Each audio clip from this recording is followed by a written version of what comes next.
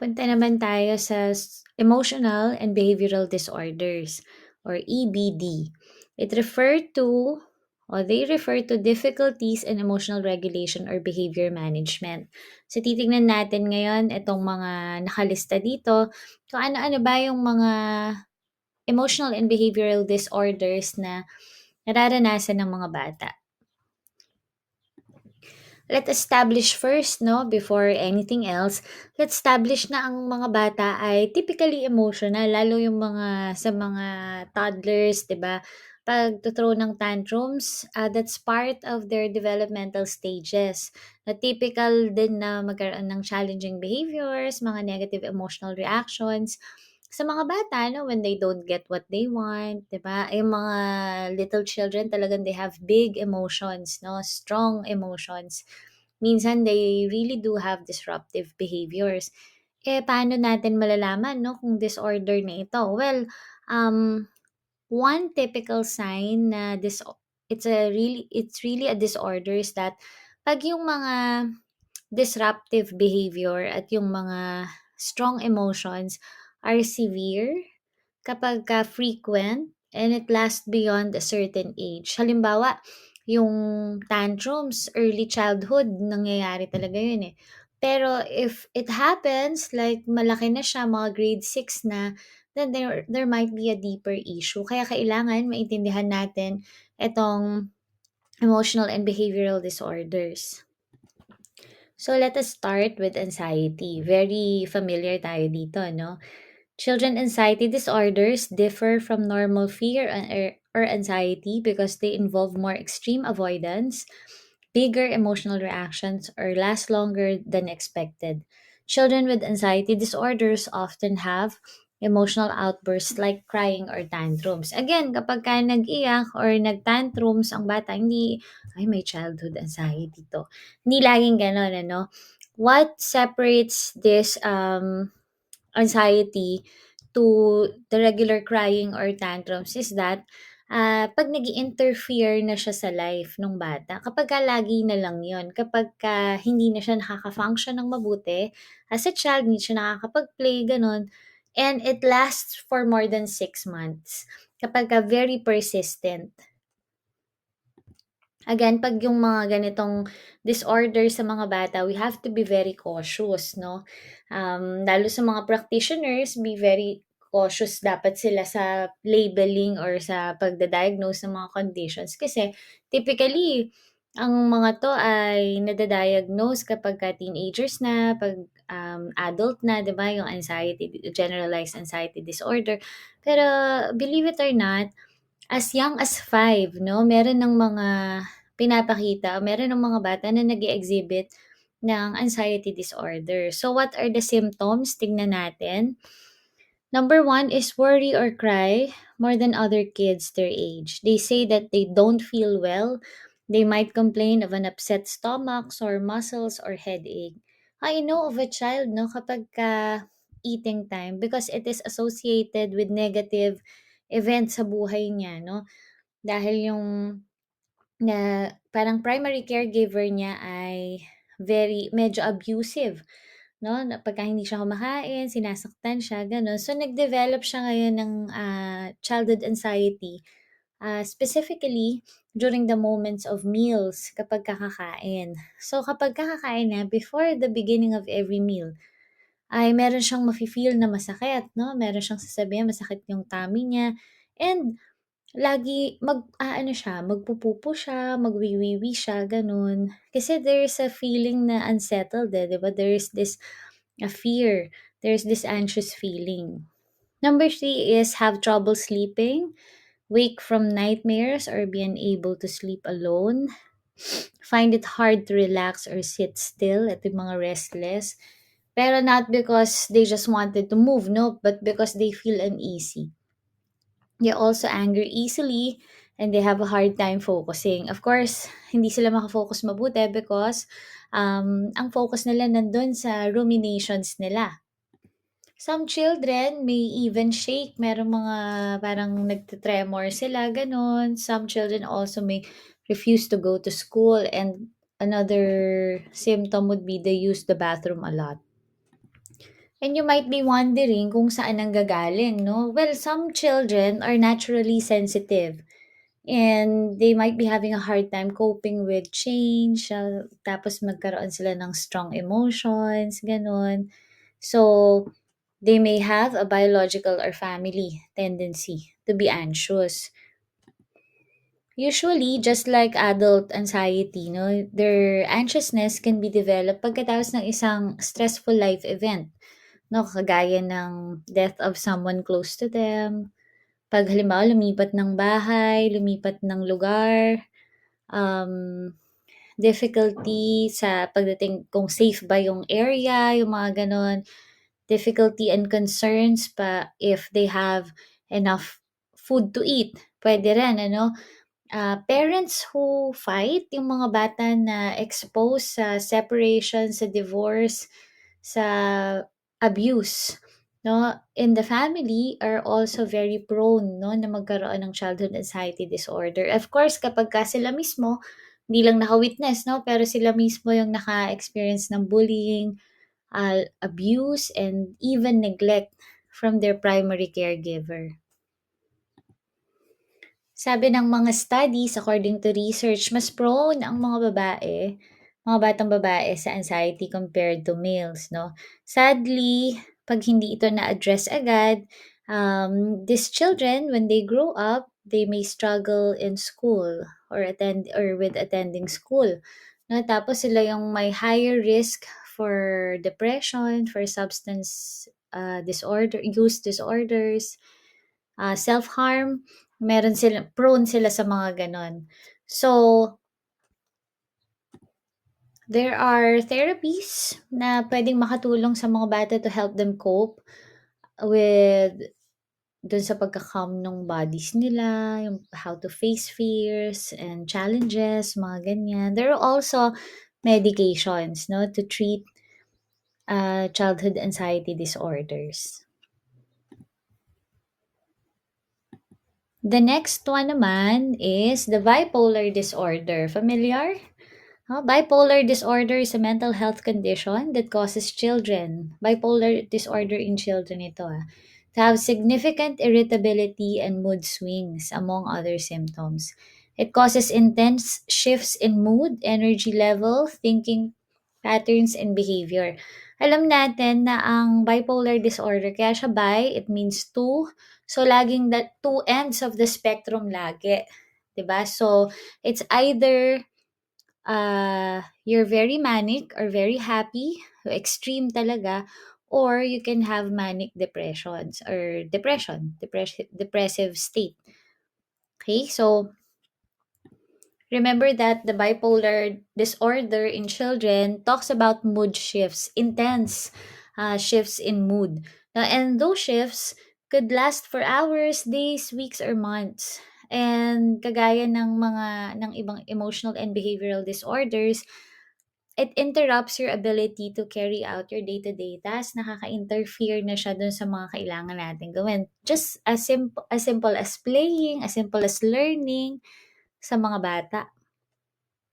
Siguro mas familiar tayo na nag-a-appear siya kapagka matanda na 'no, minsan as early as adolescence meron ng mga nada-diagnose. Pero believe it or not, some symptoms can appear earlier in childhood.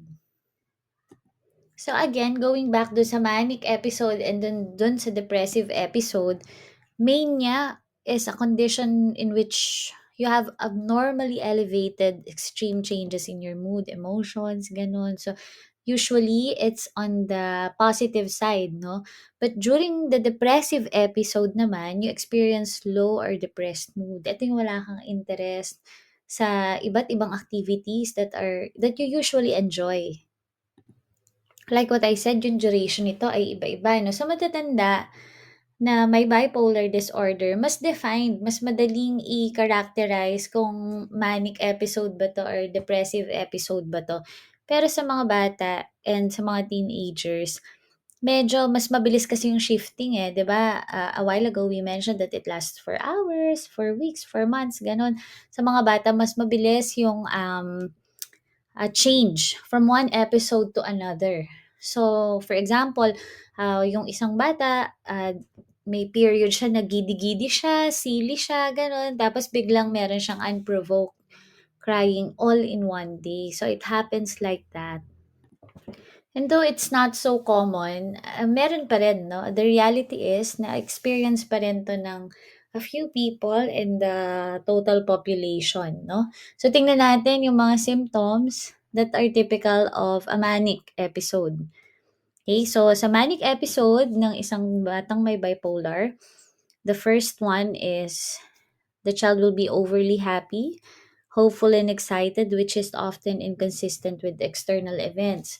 Ibig sabihin, merong hindi magagandang nangyari sa paligid, pero siya, contrary to what everybody is feeling or what he or she should be feeling, ay nakakaramdam siya na ang saya-saya niya, very hopeful, very excited, kabaliktaran, no? Have bursts of energy and be very active. Typical naman to, no, sa mga bata. Kaya lang, then again, babalik tayo dun sa premise that it interrupts your day-to-day activities. Baka mamaya sa sobrang energy, sa sobrang active niya, hindi niya nagagawa yung mga tasks that he is supposed to do. Third is have frequent tantrums or seem more irritable than usual. Be unusually silly compared to others their age, and be defiant and distractive and not follow rules as they usually do. Kasi nga, nakapump sila no? Pump up yung energy nila. So, parang they don't care too much. They don't have that rational thought na kailangan mag-obey ako. Walang ganon because they are overly excited to do things. No? Sometimes, children na nasa manic stage or manic episode can also go for days na walang tulog. Kasi they are very active, they are very energetic at hindi sila napapagod. Given that, they can also be very impatient, tapos they talk very fast. Hindi nila hinahayaan na yung iba ay magsalita, no? Dahil doon, they can also be very distracted and they cannot concentrate. Siyempre, kasi nga their mind is full of things and it's full of energy. At kung sa mga matatanda, meron silang yung mga bipolar personality disorders. Some adults, they go through this grandiose episode. Parang pag nasa manic episode sila, they have the grandiose feeling. Yung feeling nila, they're malalaking tao sila, very powerful, no? Sa childhood, bipolar disorder din, there are also unrealistic beliefs about the self. No, that they have powers, that they can do things other people can't do. Yung an example of for this would be they believe na sila yung in charge, no, hindi mga adults. So dahil doon sa mga ganong mentality, sa ganong thought patterns, they get to be involved in risky activities. So medyo reckless yung mga actions nila kapag ka nasa manic episode sila. Now to go to the other end, no, of the bipolar disorder, meron siyang depressive episode din. Ano naman yung mga symptoms nun? So, they feel frequent and unprovoked sadness. Suddenly, bigla silang ayaw nilang makipag-interact, ganun, bigla silang sad. Tapos hindi nila ma-explain kung bakit. Be uninterested in things that they used to enjoy. Parang at one point when they're on their manic episode, they get to be very interested in one hobby, for example. Tapos biglang lang nasa depressive episode na wala. Okay? They cry often, they become irritable, they have trouble falling asleep, wake up very early or sleep too much, and have low energy. Basically, the signs and symptoms ng depressive disorder, major depressive disorder sa mga adults din, 'di ba? Ganito. And we lose interest. That's a very telling sign that someone is experiencing depression or a depressive episode at this rate, no? Yung wala na siyang interest sa mga friends, ayaw niyang lumabas, ayaw niyang sumama sa mga social gatherings, ganun. Tapos, we become extremely sensitive to rejection or failure. Dahil doon, it only goes to say na there's poor performance in school. And kapag ka ikaw ay depressed, 'di ba, you say negative things about yourself. You talk about, excuse me for the term, death or suicide. Diba? You may also eat little or too much. May mga ganun eh. No? Tapos, sometimes, very rarely naman, people or children will also complain about physical symptoms. May mga masakit na ulo, masakit na tiyan, masakit na leg, mga ganun. So you might be wondering kung saan ba nanggagaling yun, no? Some say that it's genetic. Wala silang ma-pinpoint na main cause, no? Kung ba't nagkakaroon ng bipolar disorder ang mga bata. Sabi nila, when you have a relative na merong bipolar disorder, then mataas ang chances mo na magkaroon din. However, it's not always that way naman, ano? Another cause would be a death of a family member, o mga major or stressful life events, no? It could be of abuse, mga ganyan. Some people experience bipolar disorder, though very rarely, kapag nagkaroon ng physical changes in their brain. Ibig sabihin, mas active yung part ng brain na to compared to the others. Luckily, there are medications and there's also psychotherapy to help children with bipolar disorders. Another one is childhood schizophrenia. So it's a severe psychiatric disorder that starts before your child turns 13. Symptoms include delusions, hallucinations, disorganized speech and movements, and reductions in motivation and their ability to feel and express emotions. So, ang mga sintomas niyan is that nagkakaroon na ng delusions yung bata.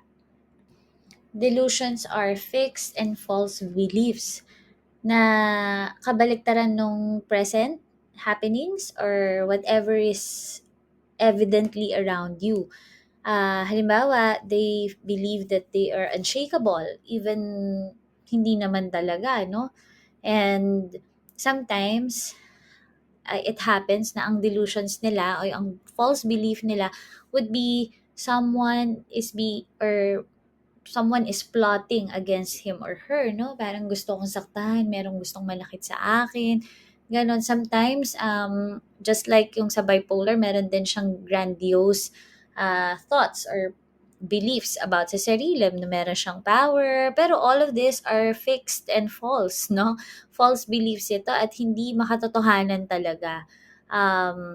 Also, nangyayari, no, part of the delusion is that someone is in love with me, mga ganyan, someone is chasing after me. Sometimes, naman, is that uh, they are accusing, uy, ikaw, you're unfaithful or you're not good to me. Kahit sa totoo naman, and witnesses would tell you that the child is being treated well. Going to hallucinations naman, those are sensory experiences. Ibig sabihin, by the use of our five senses, the sense of sight, sense of smell, tasting, feeling, hearing, ganyan. We believe that there are sensory experiences, pero hindi naman talaga, wala naman talaga doon. Okay, so usually it's because of the brain chemistry imbalances, kaya nagkakaroon tayo ng ganon. Pero, very present ito sa mga may mental illness like schizophrenia. Okay, so ano yung mga usual na hallucinations? Like what I said, using the senses, sa visual, halimbawa meron silang nakikita na hindi natin nakikita. Sa auditory naman o sa sense of hearing, meron silang mga voices na naririnig o meron silang mga sounds. Hindi, may tumawag sa akin eh. O hindi talaga merong kumakanta doon, di ba? There also sa feeling naman, sense of touch naman, meron silang naramdaman, may humawak sa kanila, ganyan. Even the sense of smell, no? So, ang ibig sabihin lang dito ay they have this sensory experiences that is contrary to what is evidently present. Okay? When it comes to the third symptom, the disorganized or incoherent speech, By the term itself, maintindihan natin na merong disorganized speech. Ibig sabihin, yung parang word salad, parang gano'n. Parang may mga random words na siyang pinagsasama-sama, ganyan. Tapos that don't make sense, no? Tapos, when it comes to their processing ng mga sinasabi nila, hindi na rin gano'n ka-coherent. You're talking about one thing, tapos the next sentence, iba na naman yung pinag-uusapan. Gano'n siya. Tapos, one example also for disorganized or incoherent speech would be creating new words. 'Di ba? Meron siyang word na siya lang ang may alam. At kasama na rin dito, sometimes children with schizophrenia ay nare-reduce na rin yung amount or content of speech, no, leading to brief, empty replies. The reply doesn't make sense, no? Konti na lang, halos wala na siyang replies kasi incoherent na din even yung processing niya nung mga kino-communicate sa kanya. When it comes to the disorganized or unusual movement naman, one example would be yung bata ay nakaupo lang, ganun, di gumagalaw. Tapos hindi siya nagre-respond. Puwede rin yung sobra siyang stiff yung posture niya tapos nakaganon lang siya for the rest of the day, 'no? Pero, kabaliktaran naman nun meron naman na bigla na lang sisigaw, gano'n. Bigla na lang siyang magugulat tapos, biglang tatakbo. So, may mga gano'n. There are also unusual movements na shows repetitive movements kagaya nung lakad-lakad, papunta pa rito, ta's mga isang oras na siyang gano'n or nira-rock niya yung sarili niya sa pagkakaupo 'no, siya yung nagsu-sway, ta's ikot ng ikot yung mga kamay niya, mga example yon. Puwede rin yung bigla na lang siyang tumatawa, parang inappropriate yung pagtawa niya kasi lahat umiiyak 'no, tapos bigla siyang tatawa. And another example for unusual movement would be wearing clothes na hindi naaakma o naaayon sa uh, panahon. No? Halimbawa, parang dito sa atin, napakainit, no? Tapos naka-wool na jacket. So, ganun siya. Kasi hindi nagmamatch no? Yung mga thought patterns niya sa reality. Idagdag ko na din na kapag merong schizophrenia ang isang bata, ay usually parang nagre-regress o parang meron siyang mga inappropriate childlike behaviors, 'di ba? Yung uupo tapos magkakasat dun sa floor kapag hindi na pagbigyan pero 13 years old na. O 'di ba? Yung gano'n. So hindi rin nagma-match yung kanyang behavior or movement dun sa age niya. And then lastly, sometimes they repeat 'no, kung ano yung mga nakikita nila sa paligid. Halimbawa, yung nanay nila ay nagagalit, puwede nilang ulit-ulitin yun at gaya-gayahin. In a random afternoon, uulitin nila lahat ng sinabi nung nanay nila nung nagalit. Puwede yun 'no, ta's mamayang gabi bago siya matulog uulitin na naman niya. Ngayon 'pag sinabi nating negative symptoms, the last one, it talks about the withdrawal from the world around them. Kumbaga, babu. Diba? Iniiwan na nila yung reality, iniiwan na nila yung everyday interaction, wala na silang interest, no? And some children with schizophrenia often experience yung wala na silang emotions, flat lang. Yung halimbawa masaya lahat, sila nakatulala lang. Halimbawa umiiyak lahat, ah, wala silang emotion talaga.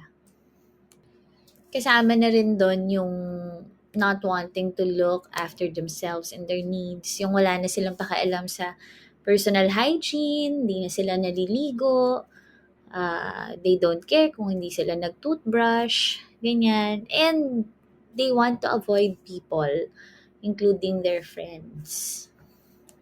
So sad, no? When I was studying for my graduate program, Ito yung study namin, childhood schizophrenia, at nakaka-break ng heart na makita na sa as early as 7, as early as 9 or 10, children are exhibiting signs and symptoms of schizophrenia. If you are interested, you can check YouTube for some videos about it. No? At nakikita niyo doon merong may clinical example. I don't know if it's available in YouTube or it was shown in class lang when I was still studying. Na the child, very pretty, very cute, ganun. Pero she's talking about things that are out of this world. So, ando na yung hallucinations, ando na yung delusions. At interesting doon is that they believe as if it is real. So, wala talaga silang touch sa reality. Again, no, sinasabi nila that it is hereditary. Some researchers would find na hindi lang siya hereditary but also when it comes to brain development issues bago ipanganak, no? Mga pregnancy complications, birth complications, and sometimes imbalances in chemical signals of the brain. Kaya naman, maaano siya, no? There are medications. It is treatable though. Yun nga, may mga medication. Pero depende pa rin sa age ng bata kung bibigyan ng antidepressants or yung mga psychedelic drugs, no? Para ma-lower yung mga signs, mga symptoms like this, no? To control the hallucinations, the delusions, ganyan. So, usually it comes with therapy kung paano magko-cope. And also, kasama na rin sa therapy yung family. Because it's a condition that doesn't go away but it can be treated. No, kasama dapat yung family for continuous support. Kasi kailangan alam din nila what they have to expect, kung ano yung mga uh, mangyayari, ano yung mga what's the game plan, kumbaga, when you are caring for someone with schizophrenia. Okay, let's go to the next one, which is ADHD. Ito, lagi nating naririnig. Minsan tinatawag natin ang mga friends natin na may ADHD, no? ADHD stands for Attention Deficit Hyperactivity Disorder. It's a neurodevelopmental disorder, so sa brain na naman to, which means it affects how your brain develops. So, yung mga symptoms niya are divided into two. So there's a part of inattention and there's also a part of hyperactivity. Pagka sinabi nating attention deficit, hindi ibig sabihin nun kulang sa pansin. Please don't get confused. Attention deficit. So, may deficit sa attention, kulang sa pansin. Hindi ganon. No? Hindi ibig sabihin na lack of attention siya. Ibig sabihin lang nung sa attention deficit side is that um, it you're having difficulty focusing, no? You're having difficulty focusing, kaya ang mga sintomas ng ADHD on the surface is that you have trouble sitting still, yung mga hindi ka makaupo ng matagal, tapos meron kang mga impulsive behaviors, ganun. So tingnan natin kung ano yung mga symptoms sa inattention side. Number one is doesn't pay attention to details or make seemingly careless mistakes. So, sinabi mo na that all the plates go here, pero lahat ng mga ginamit niya andito pa rin sa side na to. Hindi siya nagmamatch, no? Number two, forgets to do things they're supposed to. So, before you sleep, you have to brush your teeth. Or after you, before you go in the car, make sure you have your bag. No? As simple as that. Number three, gets easily distracted by things going on. Alam natin na ang isang batang may ADHD, dahil nga hindi siya makapay attention, ang bilis niyang ma-distract. Merong kumalutkot doon, ganon. So, titignan na niya. Merong nahulog doon, nandun na yung attention niya ulit. Has difficulty with organizing things. Has trouble staying focused on things they're doing, including listening to presentations or reading a long passage. So hopefully by now, you're still paying attention to what I'm saying, no? Kahit medyo matagal na tong video recording na to. minsan yung mga bata na may ADHD dito sa inattention side ay nakakawala ng mga gamit. 'No, halimbawa yung salamin nila, yung mga papers nila, because distracted nga kasi sila. So, ang hirap nilang mag-start madali silang mag-start ng task, pero ang hirap nilang i-maintain yun kasi nga madali silang ma-sidetrack. So, hindi nila natatapos. Halimbawa, naghuhugas sila ng plato, inutusan ng nanay na maghugas ng plato, tapos merong tumunog sa labas, pinuntahan niya, yun na yung ginagawa niya. The next thing you know ay pinipet na niya yung dog. 'Di ba? So, nakalimutan na niya yung kailangan niyang gawin.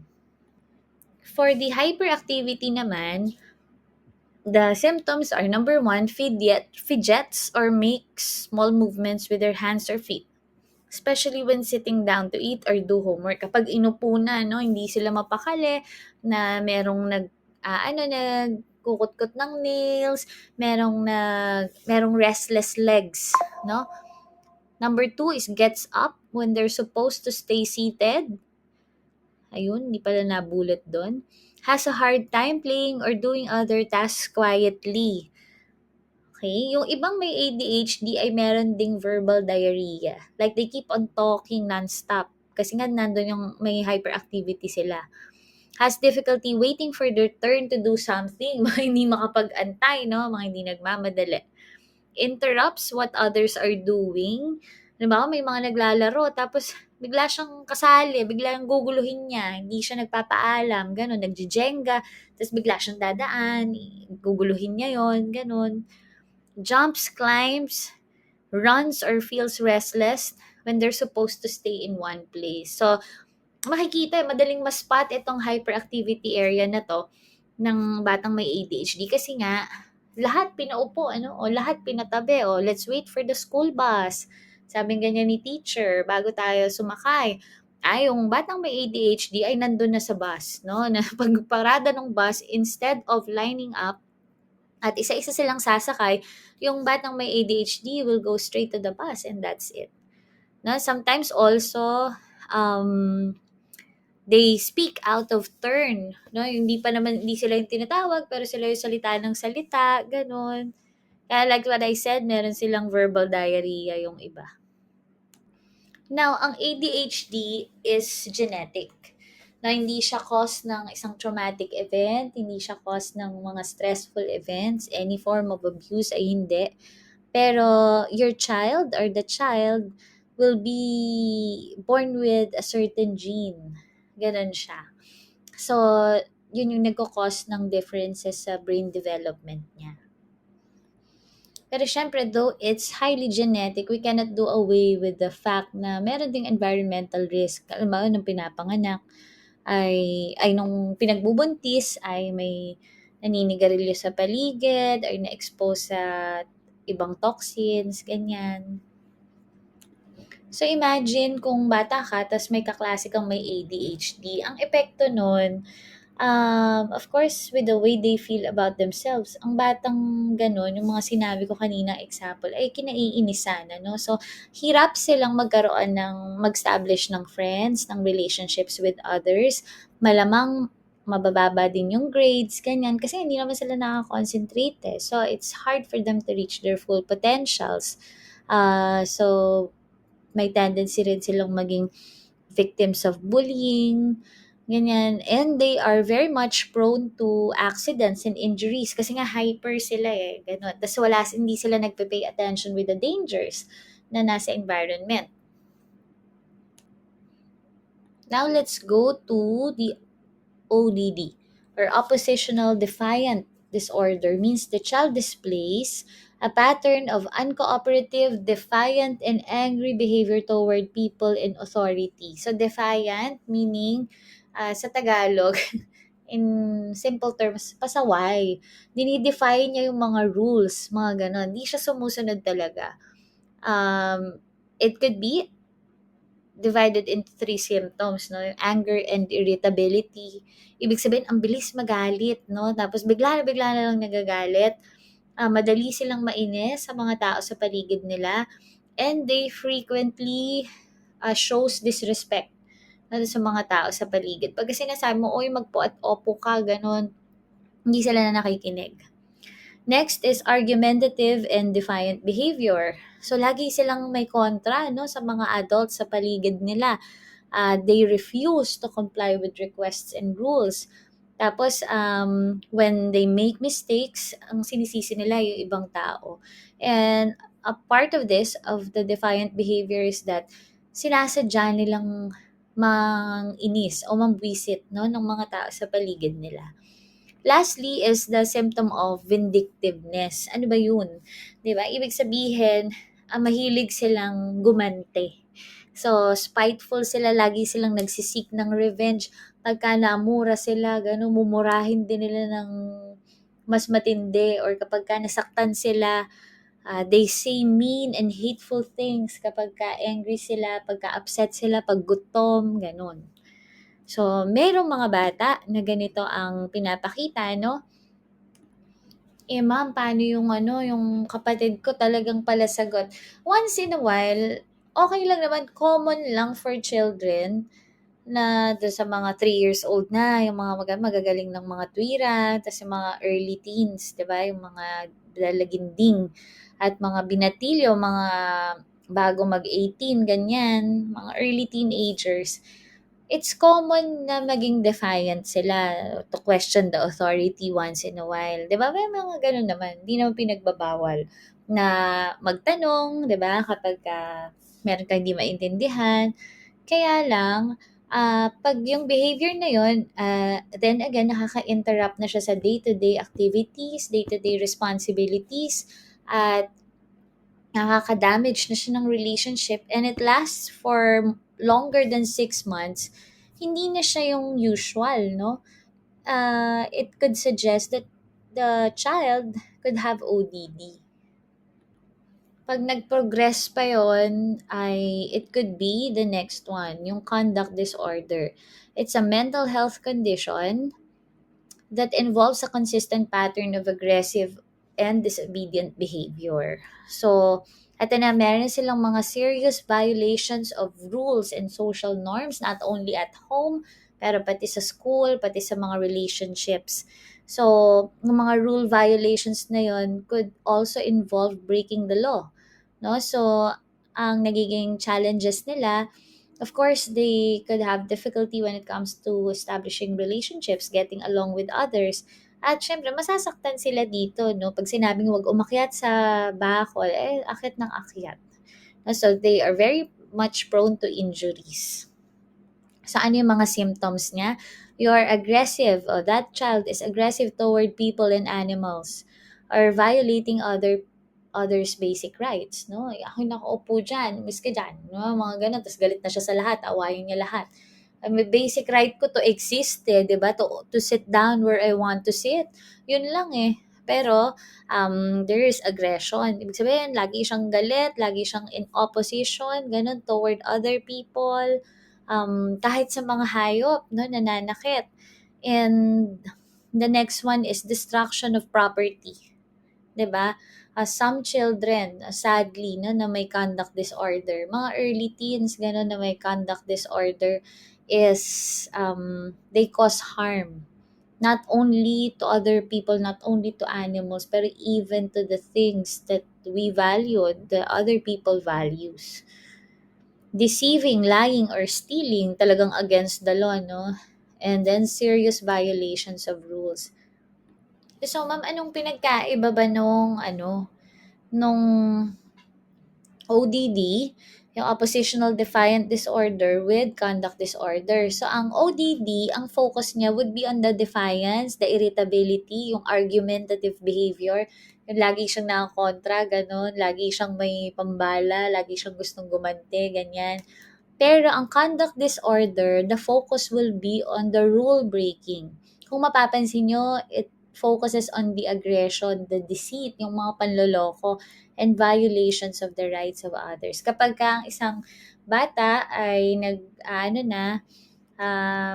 nagva-violate na ng rights ng ibang tao, then that's considered conduct disorder. Usually, ang oppositional defiant disorder, reactive siya eh. So, dahil na-frustrate yung bata, dahil may anger, dahil gusto niya ng independence, ng autonomy, gano'n, defiant siya in response to authority. 'Di ba? Yun yung definition natin kanina. So, hindi siya necessarily aggressive or malicious, ganyan. Sometimes, kaya siya defiant, kaya siya nag-oppose, no? Is because he or she wants to test the limits na meron. On the contrary, ang conduct disorder naman, goal-driven siya. So, ibig sabihin, hindi siya reactive, ha? Reactive yung ODD. Ang conduct disorder, there is a deliberate intention, no, to cause harm to other people, to animals, to objects, to property because meron yung particular objective, may goal siya.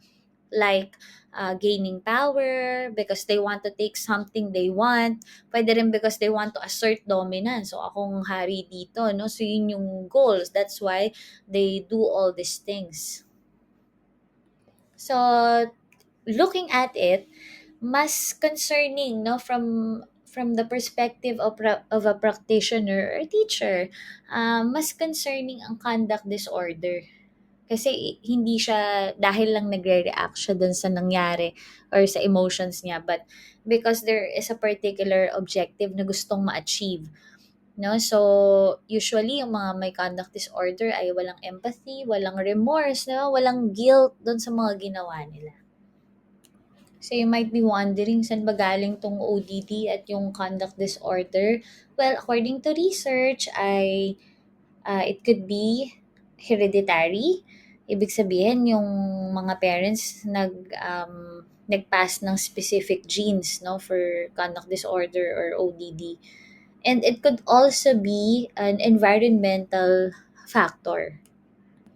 When I say environmental factor, it could stem out from harsh discipline, histories of abuse or neglect, walang supervision, kaya kung ano yung gustong gawin, yun ang gagawin.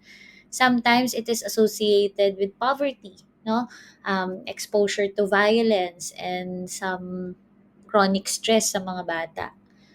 And it could also be triggered ng rejection, 'di ba? May mga attachment issues, inconsistent parenting kasama din dyan. So that's the last for emotional and behavioral disorders.